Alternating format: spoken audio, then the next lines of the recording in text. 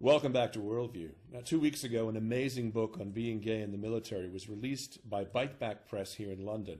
James Wharton is author of Out in the Army, My Life as a Gay Soldier, and he joins us here in the program today. Now, James was destined to be a soldier. He started at age 13 as a cadet near the North Wales town of Wrexham, and quite literally grew up in the Army. Now, living in a conservative and cloistered community and then joining the Army that was not at all receptive to anyone gay had to be very, very difficult. He had to overcome a lot of obstacles and has done so with distinction. He joins us today from his home near Windsor to talk about the book and his life. James Wharton, welcome to Worldview. Hello, thanks for having me. Pleasure to have you here. Now, the UK military and the US military, they were very much alike. We had Don't Ask, Don't Tell in the US military until last year. And in 2000, the British military, the UK military, decided they were going to end their restriction on being gay. What was that like for you to become a soldier knowing that you were indeed gay? Well, firstly, I'll say that it wasn't the military's decision to change. It was actually the European Court of Human Rights that ruled that the current process was unlawful, and therefore it was made overnight by a historic ruling to change its ways, and thankfully that's brilliant. So 3 years later, when I joined the Army as a 16-year-old, I knew at least that on paper I was protected from discrimination, and that actually I couldn't be dismissed lawfully for being gay. But you know, I was 13 when that all happened, and it was very clear to me that I was going through a journey of discovery myself about sexuality, so it played out in the background. Now, you started with the very elite Horse Guards, which do a lot of ceremonial duties. Talk a little bit about what it was like to serve Her Majesty in such a direct capacity as that. It's quite incredible, you know, to suddenly, in the space of 18 months, to go from the Welsh countryside of North Wales, where you only see the Queen on the telly, to then suddenly being sat next to her on a horse, escorting her on parade, and being ultimately responsible for the safe delivery of the sovereign to the parade or to the palace, wherever we're going. It's absolutely incredible. It's such a moment to just think, wow, I wasn't expecting this a year and a half ago, you know? Wow, amazing indeed. Now, after that, you were posted to Iraq in the midst of some fairly serious combat and conflict. And there were a number of times when you would run into some fairly homophobic members of the British military at that time. What was it like being posted abroad and knowing your sexuality was becoming an issue to many people there? Well, actually, I mean, I don't think back on my time in Iraq as being overly filled with homophobic experiences. What I do remember is, I remember being a point of interest to American servicemen and women, because obviously Don't Ask, Don't Tell was very evident still in America.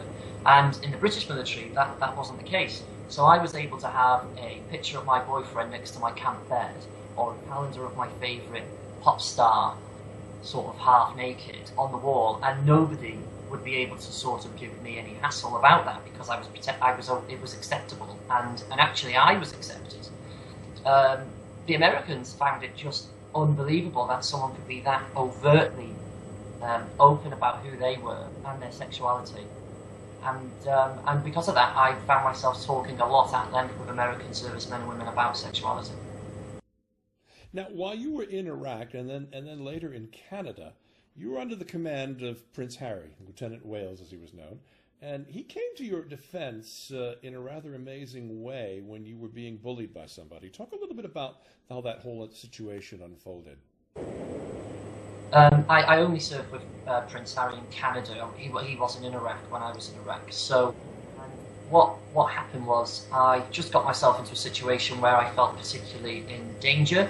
A number of soldiers from another outfit, someone who a lot of people that we didn't know really, they weren't very happy with me, and they certainly made me feel like I was in a dangerous situation. And I had to tell someone about that, to speak to somebody. And it just so happened that my line manager was Prince Harry. So I spoke to him as I would have spoke to anybody else who was my line manager, and he was able to absorb all that information, and he went away and dealt with that situation incredibly quickly and effectively. Now, and apologies for mentioning Iraq. It was indeed in Alberta, Canada, when you were doing these war exercises. And during these war exercises, this was your first experience as a gunner. And you write in this book about how you became the top gun. Obviously, Harry was in the tank with you. But what was it like when Harry got the award instead of you? I think in the book, I hope I haven't painted it across that I was too disappointed. But, you know, it was my first time as the gunner, and to have got the most, you know, confirmed virtual kills, it was only an exercise. But to do that, I thought, this is brilliant. I was looking forward to going out and getting my little trophy. But when they called out the commander, and obviously Prince Harry went out to collect the award, you know, I just thought, oh, I wanted that. But, you know, that's how it is. The commander always takes the glory on that. Indeed, indeed. Now, so much has changed in the Army, and you know, you wrote in the book about your first platoon sergeant having some rather interesting rules, and one of them was quite, for lack of a better word, homophobic. I mean, he really was very intolerant. Explain that. Yeah, it was my introduction to how intolerant the British Army was, I guess. In 2003 when I joined, and it was only 3 years since the law had changed, which I think adds a lot of weight to why that was the case. And he just said, be on time, have the correct equipment, don't bully anybody, and don't come out if you're a fag. And suddenly I was stood there thinking, oh, right, we're going to have a problem here, because I knew at that point that I was gay. And actually I was looking for an environment to feel comfortable in and perhaps even come out. And when I heard that, when he said that, don't come out if you're a fag, I just thought, well, this isn't the environment for me to come out. I was far too committed to wanting to become a soldier at that point. You know, I guess I could have just gone, well, this isn't for me, I'm going to go, and then leave. But I really wanted to be a soldier, so I kind of forced sexuality to the back of my mind, and I concentrated on being a soldier.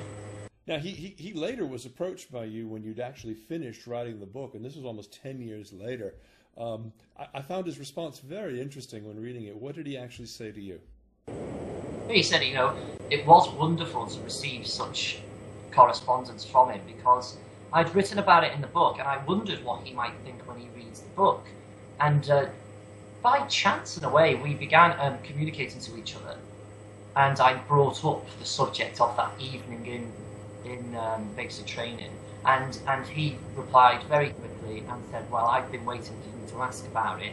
And then he said, I now look back on that and think it was wrong, and I'm very sorry for it. And what that did is it underlined just how much the Army placed homophobia into the military back in those early days, because of the 1980s and 1990s, and obviously before then, when homosexuality just wasn't allowed in the Army, and people had a moral responsibility and a duty to report people they suspected were gay or lesbian to the chain of command, and then there would be a military investigation, which would either then result in someone going to jail for some time and then being removed from the military, or just being removed from the military dishonorably.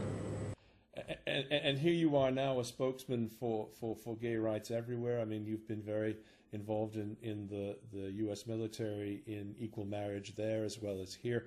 Could you have imagined this turn in your life 10 years ago, just starting out? Oh, no, not at all. And I think when them words were said, don't come out for your fag, I just thought that I would never be able to come out. But as I've tried to explain in the book, this is what the book is essentially about. It's this great change within a traditional environment, the environment being the Army, from 2003, when it just wasn't okay to be gay, to when I just left 2 months ago, 2013, when it is okay to be gay. Wow. Well, it's an amazing story, and James, I want to thank you for joining us here on the program. Not at all. I'm absolutely delighted, and thank you for having me. James Wharton is author of the book Out in the Military, My Life as a Gay Soldier, and I highly recommend it. And this week on Bookview TV, we'll be talking further with him about the book, going into much, much more detail. You're watching Worldview with Denis Campbell. Stay right here.